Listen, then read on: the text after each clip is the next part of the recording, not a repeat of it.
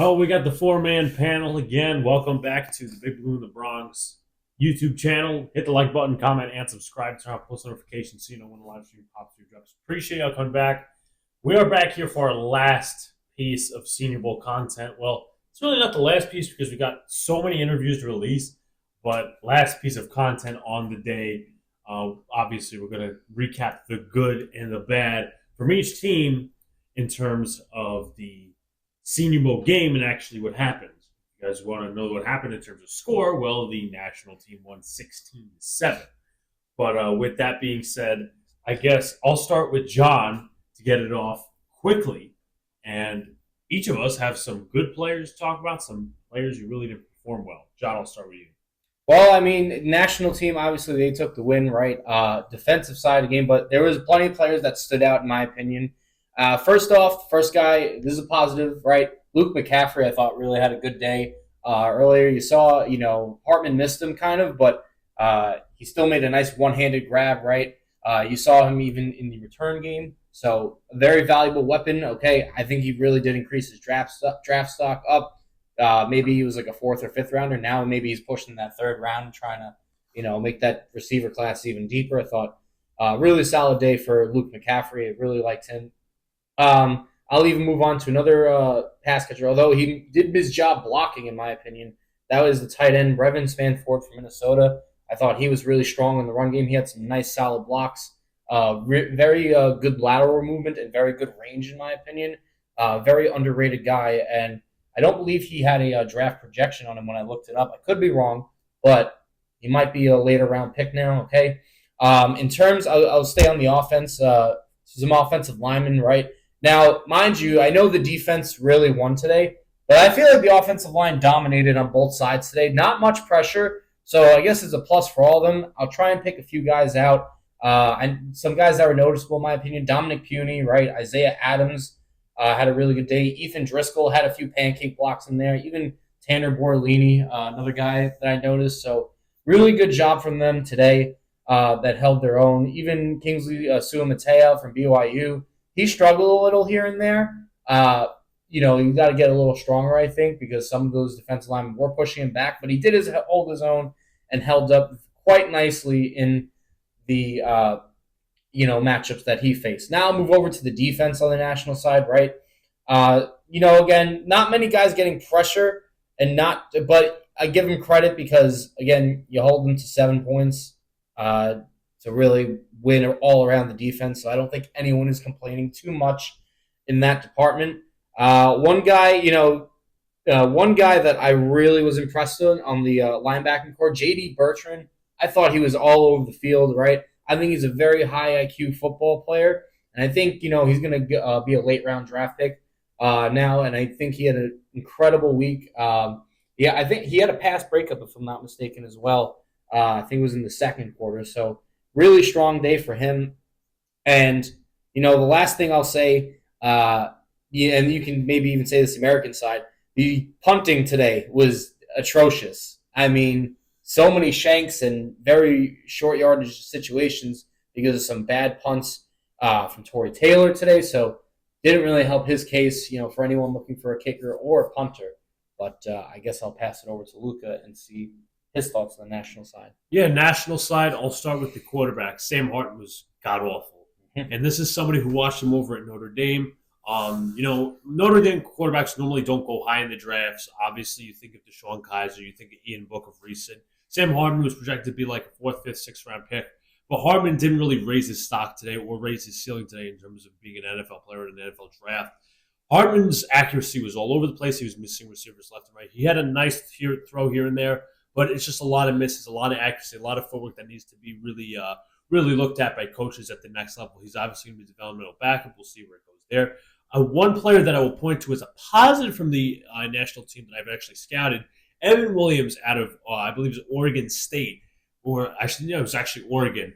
But he had a really good day. He had an interception in the end zone off of Joe Milton. I'll bring up Milton in a little bit.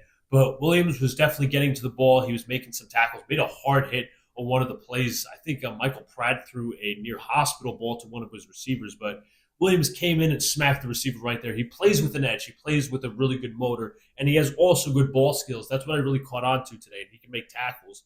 So moving to the American side, you have Joe Milton. Milton was not good today either.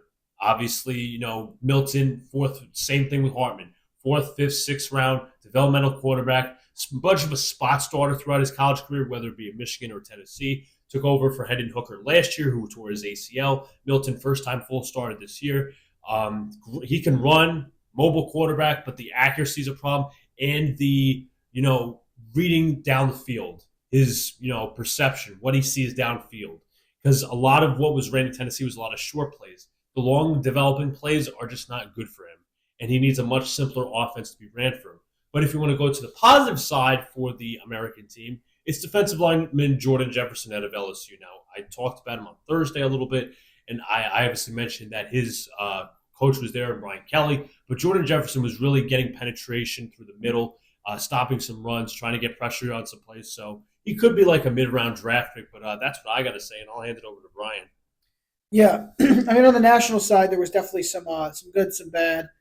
If we're going to talk about one specific guy here, I do believe that one of them is probably on the offensive side. We're going to stay in the offensive line area. I want to talk a little bit about Aguakon. I think Aguakon actually did a decent job today. His snaps were a lot higher, a lot better all the way around. I did like some of the things he did there.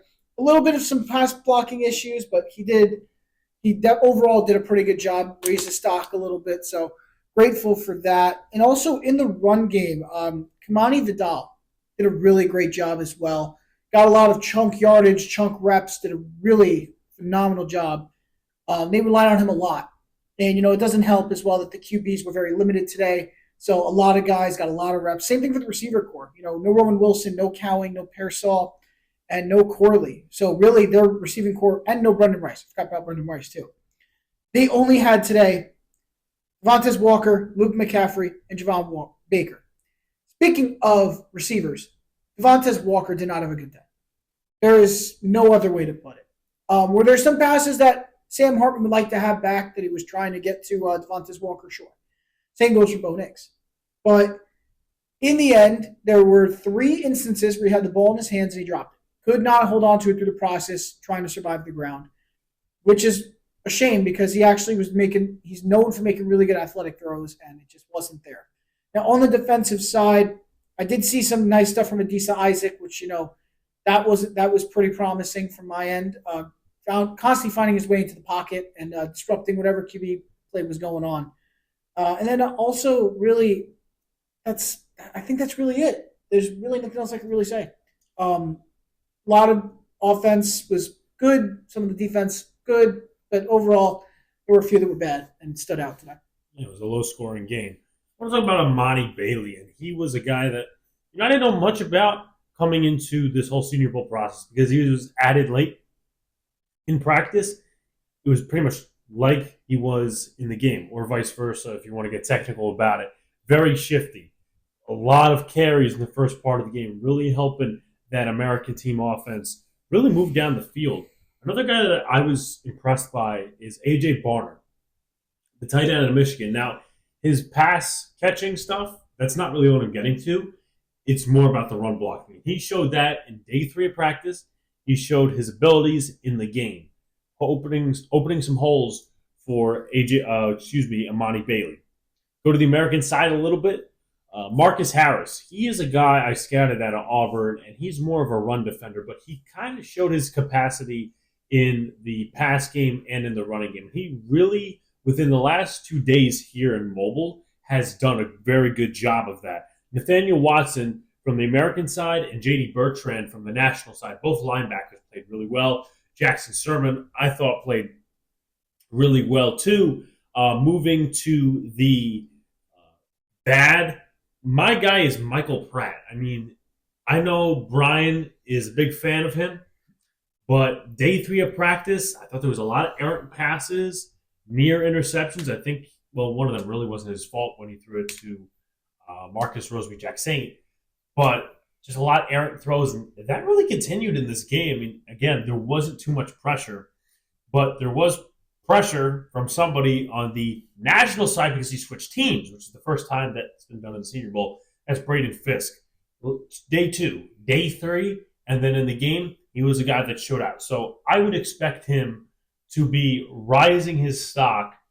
Pro Day's coming up, the Combine's coming up, a lot of different people talking to him, scouts, all these different things. The whole process is going to play out how it's going to play out, but I would expect Braden Fisk to really rise his stock based on the way he played down here in Mobile this week. And I know we talked about this on the last video, but I do want to stress it and just a little, since now we got the game under our belts, the experience, again, because this is the first time we're down here and we're definitely returning next year.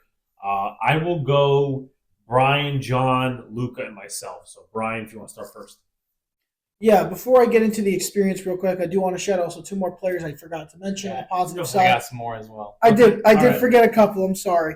First off, American side, I believe is the only touchdown that came on the American side. Marcus Rosemy-Jackson, who had a phenomenal catch over a DB in the back corner of the end zone. It was absolutely beautiful. It was a little bit of a low pass from Rattler, but he was able to bring that pass, and I think it was a little stop. A little bit short. Spencer Rattler threw a dime. What are you talking about? The DB had a chance to play it. That doesn't matter. Oh, yeah, he didn't make the play. Spencer fit it in there perfectly. I'm not. Oh, my. Go away. You make no sense at all. Brian was over top of the dime. Spencer Rattler was by far the best quarterback. I had a bad view because I was on the other end zone. It was over top of the DB. Oh, my God, Brian. That is unbelievable. Because I was on the opposite end zone, I literally could not. I could hardly see. Watch the replay. I did watch the replay. Up there, the only place the receiver can make the play. I don't know why the high angle looked like it was closer for the DB to make the play as well. Oh, my gosh. Okay, regardless, Jack Saint, we're still on the same page here. Jack Saint had himself a good day as well. Showed all he needed to show as a red zone threat to whatever team needs him. Now, I'm also going to add into this another guy that I forgot to mention who had himself 2 interceptions today. And that was on the national team, and that's Chow Smith-Wade from Washington State. He almost had a pick 6 at one point in the 4th quarter, which pretty much sealed the game. That one was off, if I'm correct, Joe Milton. Yep. He's running it back, nearly gets to the end zone, falls down short at the 1. They have to settle for a field goal. But then the next time around, Pratt's going for one last drive to try to get him in, at least score some kind of touchdown to make it seem close. And it's picked off by Smith-Wade to end the game. So 2 interceptions, great coverage work he did today. Just want to shout that out. But back to, the experience. This is a big experience for all of us. This is the first really real opportunity, like I said last time, for all of us to, experience what it's like to be part of the media. Be around these people and understand, one, how they think and how we should carry ourselves around other media people and around, players. And it was a big lesson for all of us. We're going to take a lot away from this. Senior Bowl was fun. I enjoyed myself a nice cup of Reese's. The caramel big cup, best flavor. And, I'm just very, very happy with the way the Senior Bowl went. A lot of promising things, a lot of things figured out. Smoke cleared on some players, and I've kind of got a set feeling on who's going to be really good in the league and, who might, I'd say, not pan out. Well, I'll go back to some players on the American side, right? Brian already took one of them away with his little nonsense that came out of his mouth. But Spencer Rattler was easily the best quarterback, and it wasn't even close. He threw everything perfectly. He read every read correctly. His athleticism showed. The arm angle showed.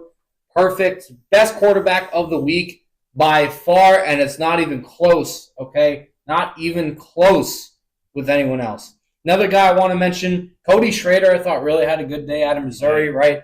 Remember, this guy broke the single-season record for rushing yards for them, okay? He is a very powerful back. Takes a few tacklers to bring him down. Very strong running back. Really impressed me today out of the backfield, right? So an offensive lineman that I thought struggled. Brandon Coleman had his struggles, especially near the end of that first half. He was getting beat up a little. Patrick Paul had a penalty, but other than that, he looked pretty solid to me at the tackle spot. So guy that could pushing for a late first-round pick, could be an early second-round guy. We'll see what happens there.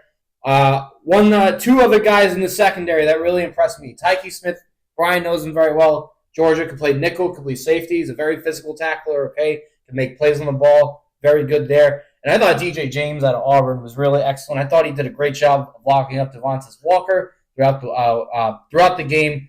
Really made it hard for Sam Hartman all day, in my opinion. But nevertheless, I go to my experience. It was a blessing to talk to all these players. We had so many great interviews. You guys don't understand how personal some of these guys were.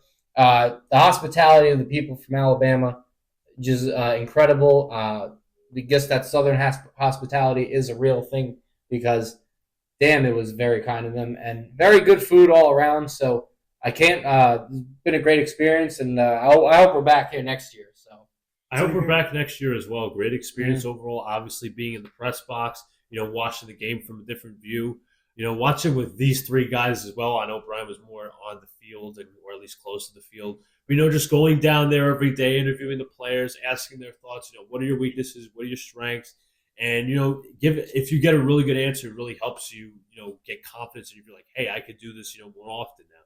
But overall, just the experience to come down here, I hope we're back next year, honestly. I can't thank the Senior Bowl people enough for giving us our credentials and the opportunity. Yeah, it was a pleasure to be down here. We all never been to Alabama before, so this is new roads for us. These two have never been in a press box or anything like that, like serious credentials. And I was happy that these two got to experience it with us. Interviewing the players was very important, getting their perspective, getting how they are personality-wise and all these different things, and even getting a couple of laughs in. It's just really fun experience. Can't wait to come down here next year. I know that Jim Nagy, his thing about the Senior Bowl is really getting this out to a lot of different people via social media and whatnot. And I was grateful to apply, and I was grateful for the opportunity. We were all grateful for the opportunity to come out and provide the content for you guys. But on that note, like, comment, subscribe, do all the good stuff. Share out, too. We should be getting a lot more views on some of this stuff, so definitely share out. If you guys have already, check out the interview I did with former offensive line coach Jim McNally, who coached Anthony Munoz, Jason Peters, a lot of different guys across the league. And our player interviews are very important. Max Melton, Talise Fuaga, all these other different guys. Those interviews are going to be out on Twitter and a lot more other platforms. So keep it in with the content, folks, and we'll talk to you later.